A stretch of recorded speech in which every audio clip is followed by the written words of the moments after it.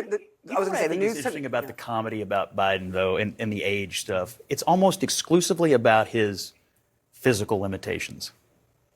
There really is no comedy about his mental capacity. I'm going to beg to differ. In this case, he made jokes about him being senile.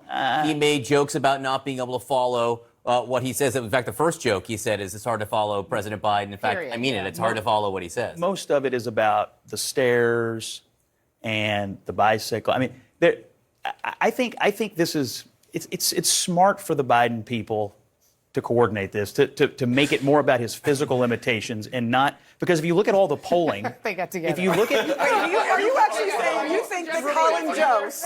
Are you saying Colin Jost is a member of the deep state? Like, what are you saying? I'm just saying.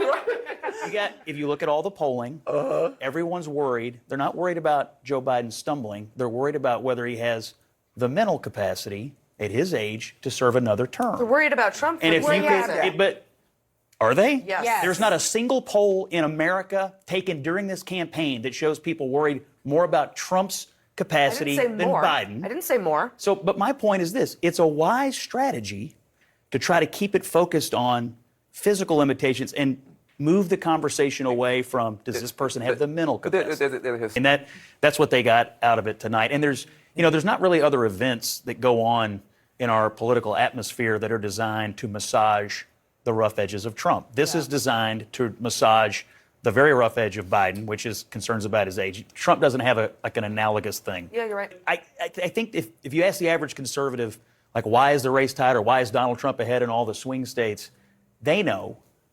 But do the people on the dais and the people in that room know? They're outraged that the race is tied, but they seem to have little understanding about why that might be. Yeah. And I think if he had acknowledged that a little bit, it might have. Colin Jost? Yeah, it might have Like, what helped. did you want him to say? Like something about immigration, something about crime, something about the border? Something about how the only people who can afford groceries in America are sitting in the same ballroom tonight? I don't know. He talked about the economy. I mean, there are things you can do to acknowledge what people are feeling outside the bubble versus the outrage that people inside the bubble feel about how could any one person ever vote for Donald Trump? Well, let me tell you, more than a few are going to vote for him. Yeah.